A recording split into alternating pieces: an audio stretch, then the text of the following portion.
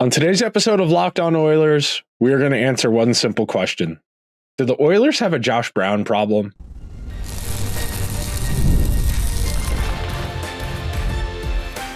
You are Locked On Oilers, your daily podcast on the Edmonton Oilers, part of the Locked On Podcast Network, your team every day.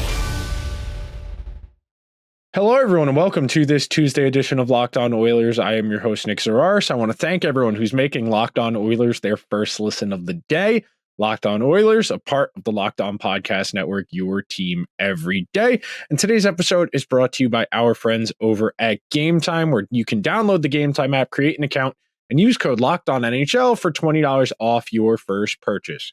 So today's episode is all about defenseman Josh Brown. The Oilers won in the shootout last night against the Canucks. The result of these preseason games, as we've been discussing over the course of the last week and a half, doesn't really matter a whole lot, but I do think it's important that I'm not the only one saying this, that this is a growing opinion amongst the terminally online members of the Oiler community. So we're going to break this down like we do all these player evaluations. You saw the ones we did on Victor Arvidsson, on Jeff Skinner, on Travis Dermott, on Mike Hoffman. And we're going to follow that same vein. The first segment, we're going to do a profile, just the track record, where he's been, his developmental, how long he's been in the league, his role, the expectations within those roles, the teams he's been on. The second segment, we're going to dive into the numbers, what the underlying numbers tell us about Josh Brown's game. And then our final segment, we're going to try and tackle a clear yes or no. Why is this player on the team? What's the fit? What's the vision? Because that's our end goal. And I want to start this conversation before we dive into just the track record and his path through the NHL. You as a fan, me as a fan, you as somebody who cares about hockey, me as someone who cares about hockey, we are not always going to like or agree with decisions our teams make. There are going to be players that the organization has a specific vision for that we don't have the foresight to have, that we don't have the understanding or the mindset that those decision makers do. So naturally, you're going to get to a divergence in opinion. Like we always talk about, people are a summation of their experiences, and those experiences often form how they develop opinions about decisions, about traits, about values. And with that in mind, I want to say at the outset, I do not see and did not see a fit for Josh Brown on this team. The Oilers say it is as the Vincent Desharnais replacement. Desharnais obviously is on the Canucks now, but I don't think, if they think that this is a direct one-to-one replacement, I think the Oilers are going to be sorely disappointed. So let's get into the facts. Joshua Brown is 30 years old right now. He will turn 31 years old in January. He was drafted in 2013. He has less than 300 career NHL games over the last 11 years. If we divide 250 something divided by 11, we get about 25 games a season over the course of that window. And of course, he was not in the NHL for all of those seasons. He spent an overage year in the OHL. He spent a season in the ECHL. He spent multiple seasons in the AHL, came up, went back down to the AHL for half of the season, and has been up sporadically on and off for the better part of the last few years. But I want to start with this. If somebody is 30 years old and they have less than 300 career NHL games, they are not a full-time NHLer. It is entirely reasonable for a team to take a flyer on someone and say, well, we know he doesn't have a huge track record, but we feel that there's something here we might be able to extract excess value from. That this is a player who has slipped through the cracks for whatever reason. And that does happen. There are players who, for whatever reason, whether it's age, whether it's where they played developmental, whether it's their height, their weight, whether it's their appearance, whether it's what country they're from, there are players who slip through the cracks, who don't really get a serious look at being a full-time NHLer until their mid to late 20s. For the most part, the mass majority of the NHL are guys who come up between the ages of 19 and 24. And those are the guys who ultimately make up the bulk of rosters because the economics of the NHL favor that type of player. They keep their costs down because you have their entry level and restricted free agent rights, which makes them cheaper than veteran alternative.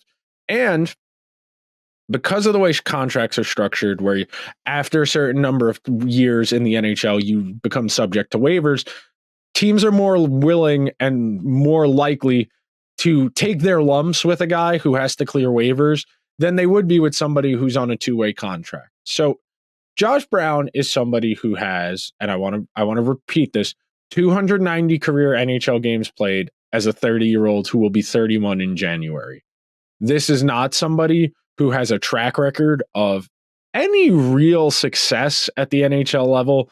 His only time on a good team was 3 seasons ago now, where he played 6 games for the 2021-2022 Boston Bruins.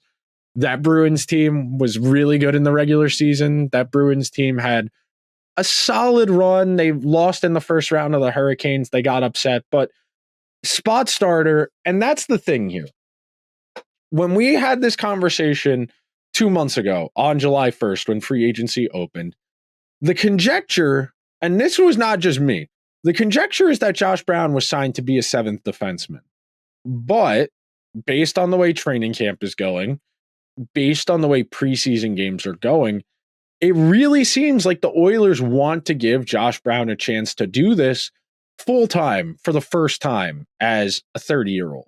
And I commend the Oilers for being willing to give somebody unproven an opportunity. That is something that anybody who is out there in the market for a career path, an opportunity, can admire and respect and say, well, if I were in the position Josh Brown was in, I would like somebody to take a chance on me. But when we're talking about this from a professional sports perspective, when we are talking about this from the mindset of our expectation is to win the Stanley Cup this year, then very quickly this starts to become a questionable and eyebrow raising. And why are we doing this, as opposed to, this is not Will Smith in The Pursuit of Happiness. The Oilers are not doing a favor for somebody who desperately is begging for a job. Josh Brown is a fringe NHLer. The NHL is littered with these types of players who they're 7th defensemen. They get in 10 to 20 games a season because every team has injuries. He's got size. He's got height. He's got traits that usually translate well to the penalty kill. And as we're going to talk about in the second segment, a lot of NHL teams think just because you kill penalties, that means you're good at killing penalties. Or just because you get matched up against other teams' best players, you're good at playing defense against those players. And it's a chicken and the egg scenario because, frankly, Joshua Brown is not a good penalty killer. But because he has killed penalties historically in his NHL career, the Oilers clearly see a path to him. If he's on a better team, we think we can get more out of his skill set because Vincent Desharnais is a similar size, a similar build, and we had a ton of success with him on our penalty kill, even though Vincent Desharnais himself wasn't that individually talented as a singular force. But in a better environment, we were able to get better results, and it's not a coincidence. The only good results Josh Brown has as an NHLer were those handful of games on a 50-something win Bruins team where he was the only time in his career he was over 50% in all the underlying metrics. So we're going to take our first break here on today's edition of Locked On Oilers. When we come back, we're going to dive into the numbers. We're going to talk about workload, responsibility, quality of competition, and all that good stuff for our friend Josh Brown. So be sure to stick around. Today's episode is brought to you by our friends over at FanDuel, where you can start the NFL season with a big return at America's #1 sportsbook. So when you get a hunch in the middle of the game, you can check out the latest stats, view live play-by-play, and so much more on the same page where you place your bets. You can get started with $200 in bonus bets guaranteed when you place your first $5 bet. The games last night, Seattle and Detroit was outstanding. Geno Smith, Jared Goff slinging it around. Thursday night football this week, Baker Mayfield and the Tampa Bay Buccaneers going to Atlanta to take on Kirk Cousins and the Falcons. The Falcons 1.5 point home favorites. The Minnesota Vikings one of the last two 4-0 teams standing. Sam Darnold revenge game. Aaron Rodgers and the Jets going up to Minnesota. Going to London. That is one of the games that's over in Europe. The Vikings are 2.5-point home favorites. And then one of the great rivalries in all of football, AFC North, Ravens, Bengals, Lamar and the Ravens coming off of a huge win on Monday Night Football, going to Cincinnati, taking on Joe Burrow and the Bengals, who are coming off their first win of the season against the Carolina Panthers. And if you want to get in on the action, go check out FanDuel.com to get started. Thank you to everyone who is hanging out on this Tuesday edition of Locked On Oilers, where we are making our way through. We are lingering and we are getting closer. We are 6 days away from NHL roster cutdowns. Rosters are due on October 7th at 3 Mountain Time, which means the Oilers are going to have to start making decisions. And we've talked a lot over the last week or so about how waivers plays a role in this in regards to that fourth line center spot and the extra defenseman. And right now, and look, there are still 2 preseason games remaining, so this could change between now and then. Right now, it seems like the tentative plan is Joshua Brown is the 6th defenseman and Troy Stecher is their break in case of emergency or injury 7th defenseman. And I am weary of that decision. And I'm going to frame it in this way. I understand what the Oilers see in Josh Brown. I do. I can put myself in the Oilers' shoes and say, we had a lot of success on the PK last year with a big hulking guy who can block a lot of shots, who's got a long stick, big reach, and is able to break up passes in the lanes because of that reach. We think that on a good team, this player has more to offer. We think that on a good team, he's not going to have as nearly as much responsibility. And we, frankly, are mostly concerned with his role on the penalty kill. And we feel that because we run such a strong penalty kill, because we have the talent we do, whether it's going to be that first unit of Connor Brown and Adam Henrique, or if it's going to be that second unit of Vasily Podkolzin, and whether it's Derek Ryan, whether it's Ryan Nugent-Hopkins, whether it's whomsoever that other second unit is, that is more forward talent than Joshua Brown has played with on penalty kills in previous stops. And that's where we can pick up this conversation from a statistical perspective. Last year in Arizona, Josh Brown's most common partners, Travis Dermott, who's in camp on a PTO, Juuso Valimaki, who is still in Arizona, and then Troy Stecher, who was in Arizona for most of last season. Last year, and this is just this past season, Josh Brown spent 38.5% of his ice time against middle six competition and 37% against fourth line competition. He finished in those minutes with 42% of the dangerous scoring chances, meaning when the other team was on the ice against Joshua Brown, they had 58% of the high danger chances. He was the 8th most used defenseman for the Coyotes last year in terms of total time on ice, the 9th most used defenseman in terms of average time on ice. You got to remember the Coyotes, they traded Troy Stecher and Matt Dumba in season last year. So that allowed Josh Brown to get in more games after the trade deadline. 2 minutes per game on the penalty kill last season. That's the 131st most of all players in the NHL. The most minutes Josh Brown has ever averaged in a season is 1546. That was 2 seasons ago with the Arizona Coyotes. That Coyotes team won 28 games. I want to reiterate this point because it's important. Players like this can improve based on environment. The Oilers are essentially asking Josh Brown to be a penalty kill specialist. The Oilers are coming off of a postseason where they killed off more than 90% of the penalties. One of the great playoff runs of all time by a special teams unit. Between their power play and their penalty kill, outstanding. In a vacuum, they might be able to make this work. And that's the key here. I understand why the Oilers think they can do this. I understand what the Oilers think they're going to be able to do. I do. Because when you do this long enough, when you've been doing hockey content going on next year, it'll be 10 years, 2025 to 2015. when you've been doing hockey content for 10 years, you start to get enough experience. You start to understand the language and the messaging teams use when they talk about these types of players, and you understand.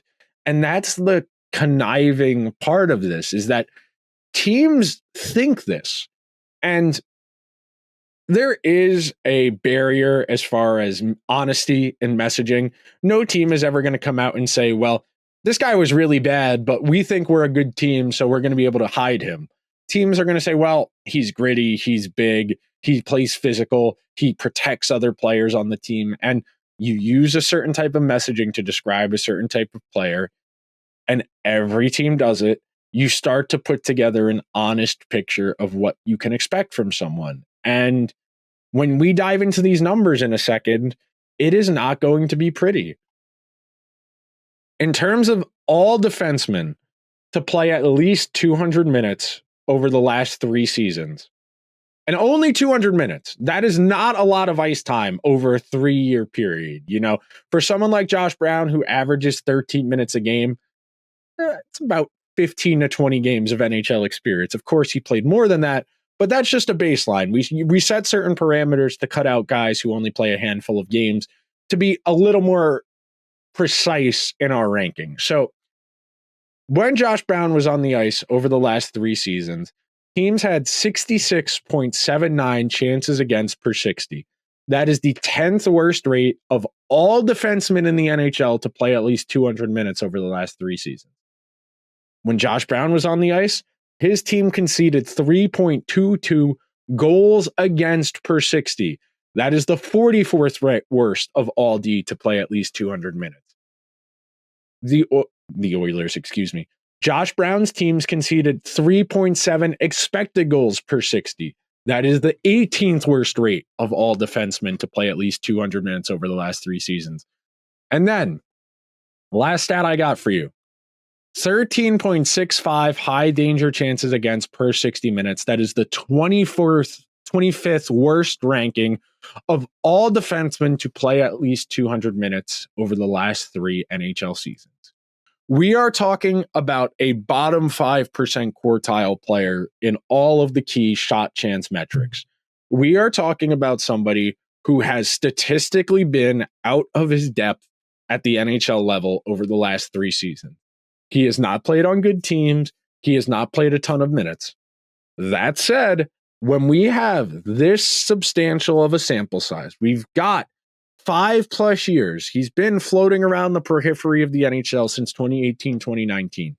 When we've got 5 years, we've got multiple NHL franchises all moving on from him, all not really being interested in trying to build him out and give him ice time to develop. At a certain point, a player is what they are. I don't think there is some secret silver bullet solution here that, oh, if he's just on the penalty kill with Brett Kulak or Darnell Nurse or Emberson or Ekholm, it's just going to work. I struggle to envision a world in which a 30-year-old player who has 290 career NHL games is going to make a significant improvement regardless of environment, especially at 30 years old, because at a certain point, you start to have a rate of diminishing return. If this was 5 years ago and this was his first year in the NHL and we were only talking about maybe 1 season of mediocre numbers, I would be more inclined to say, hey, let's take a breath. Let's give him some run on a good team and see what happens. You know, kind of the conversation we're having about Ty Emberson right now. Oh, yeah, he's 24 years old, only 30 NHL games. But at least you can sell me on there might be something here because he only has 30 games. Josh Brown, we got a profile. You got Senators fans. You have Coyotes fans. You have analytics people. You have tape people all coming to the same conclusion that this is a fringe NHLer and probably not somebody you should be banking on to be an every game player. We're going to take one more quick break. We're going to wrap up today's show with a final thesis about Josh Brown and call it a day. So be sure to stick around. If you guys know me, as long as I've been doing this show, I love getting out there to go to games. Me and my friends were trying to figure out what Ranger game we want to get to in October. If the Mets are able to make it to the divisional round of the baseball playoffs and get some home playoff games, my friends and I will be there. The only place I buy tickets to get to games, I am only using the Gametime app with some of the best features in the ticket buying experience. My personal favorite, the seat view. If I'm going to a hockey game, I'm going to a baseball game, I want to know the sight line I got to watch the game from. I want to get an idea. Am I going to be squinting? Do I got to wait for the red light to go on? Or am I going to see the puck go into the back of the net? With the seat view in the Gametime app, you get a view from your seat in the app before you buy. The lowest price guarantee, or Gametime will credit you 110% of the difference. And Gametime ticket coverage, where your purchase is covered with the most flexible customer service policy in the ticketing industry. So take the guesswork out of buying tickets with Gametime. Download the Gametime app, create an account, and use code LOCKEDONNHL for $20 off your first purchase. Terms apply. Again, create an account and redeem code LOCKEDONNHL for $20 off. Download Gametime today. What time is it? Gametime. Thank you to everyone who is hanging out on this Tuesday edition of Locked On Oilers as we start wrapping up the NHL preseason and training camp window. The Oilers have 2 games remaining. They have one on Wednesday. They have one on Friday, And over those 2 games, we expect to see Stuart Skinner. We expect to see a little bit closer to a final lineup to start seeing final combinations. But I keep coming back to this Josh Brown conversation because I expected this to get sorted out in the preseason. I expected the Oilers to say, well, we've got him, we've got Stetcher. We are going to let them compete for that last spot, and whichever one performs worse is going to be the extra. And then it kind of kept lingering, and now I'm thinking about it from a contract perspective where if the Oilers wanted to send Josh Brown to the AHL, he would need to clear waivers because he is waivers eligible. And look, I don't think anyone is going to claim him because that contract doesn't really make a lot of sense. I don't understand why a fringe NHLer got a 3-year contract. And maybe they did that with the logic of he's going to go to the AHL and we know no one's going to claim him and we need him to play big minutes in Bakersfield. And all of this conversation is entirely moot, which very well could be the case. But as we like to talk about, you have better luck getting an honest answer from a politician than you do from a hockey executive for their opinion about a player. The team is always going to pump the tires of a player on their roster because they have appearances to maintain. They have energies to maintain. You can't come out and say, well, we weren't really sold on him, but we thought we'd take a shot. You can't say stuff like that, unfortunately. But I am a little worried. I'm going to be honest with you. As far as roster decisions, this is one of the more important ones. Yeah, sure, we can debate Noah Phillip versus James Hamblin versus Derek Ryan for the 4th line center. I think Noah Phillip has looked very good in the preseason. In all honesty, I think he's looked the best of those 3 players. But I think I understand that experience is something teams value, especially from that 4th line center role. I think the Oilers want to see Noah Phillip get a little more NHL ready after a year away from the game, get him 15, 20 AHL games under his belt, working that motor back up after sitting out. And that I can understand. This one I am struggling with. And I don't want to get into the conspiracy realm because then I'm going to start to sound a little kooky, but I spent some time researching this morning. I was trying to find the Josh Brown, Jeff Jackson connection. Where down the track had these 2 previous connected, or where had Josh Brown's agent worked with Jeff Jackson to be able to facilitate this? Because this is one of those types of deals I struggle to see why. Someone who is a fringe NHLer like this, somebody who only has 290 NHL games at 30 years old, and I know I keep saying that, but that is an important point to hammer here. Somebody with that profile does not get a 3-year contract. That's a one-way, especially. If it was a 2-way, maybe that's a different conversation, but this is somebody who should have gotten a PTO at best. I'm going to be honest. Especially when you had Stetcher in them. And look, I understand Stetcher was injured and you didn't know what his recovery process was going to be like, when he would be ready to ramp up and start doing hockey activities again. But when you have clear-cut options that are better, your brain is going to start to go into that realm of conspiracy to try and make sense of something that doesn't make sense. That's why conspiracy theories work, because people get so confused about what's actually happening that can't possibly be happening. So immediately you got to go into the realm of, well, who does Josh Brown know? Who does his agent know? What's the connection? How did he get a 3-year contract when he probably should have been a PTO guy or maybe just an AHL contract? But being that I couldn't find the connection doing research, and it's not easy to find agent history, it's not easy to find those connections, you got to take a step back and say, well, I am skeptical of this arrangement, this contract. I am not cynical. I don't think there's anything nefarious here. I don't think anyone owes anyone anything. I don't think this is a case of a player doing a team doing a favor for a player because of some pre-existing connection down the road, or back down the road, I should say, in the past. But that's immediately where my mind jumps when we have things like this that just don't make sense. Watch Josh Brown. I don't understand how NHL executives, NHL talent evaluators can look at the way he plays and say, I want that guy on my team when I'm trying to win a Stanley Cup. Look, if you're the Blackhawks and you need a 6th guy, if you're the Blue Jackets and you need a 6th guy, sure. If you're the Ducks, if you're the Sharks and you need to fill out your lineup, we all understand the responsibilities you have as a team that is rebuilding. You need to fill out your roster. You need guys with NHL experience. I get it.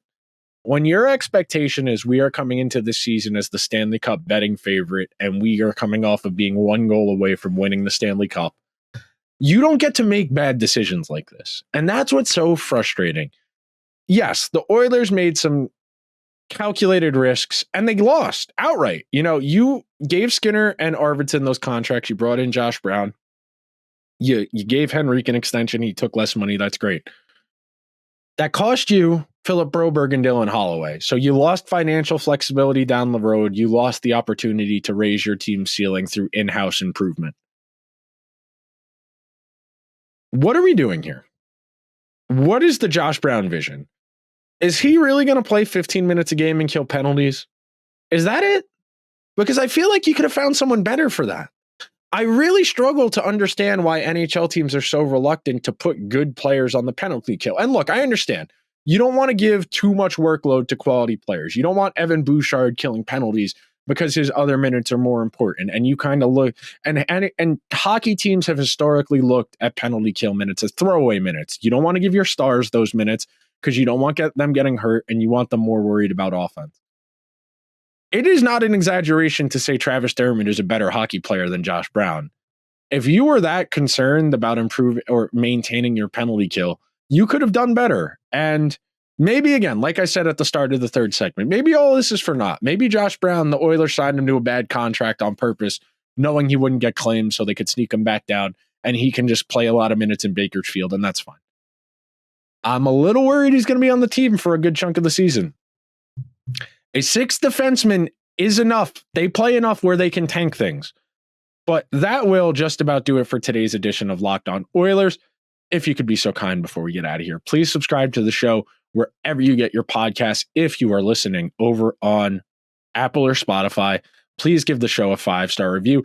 If you are watching over on YouTube, hit the subscribe button, hit the alarm bell, get a notification whenever new content goes live. Let me know. Do you think Josh Brown is actually going to be on the Oilers this year? Are you worried about this? Let me know if I'm being irrational down in the comments. I will talk to you guys tomorrow, but before we get out of here, thanks for making Locked On Oilers your first listen today. Now for your second listen, go find Locked On NHL, where the local experts keep you updated daily on the biggest storylines ahead of the season. Find Locked On NHL or on YouTube or wherever you listen to your podcast. Hunter Hodes and I are going to be tackling the Metropolitan Division on Thursday, which should be a great conversation. I will talk to you guys tomorrow. Let's go Oilers.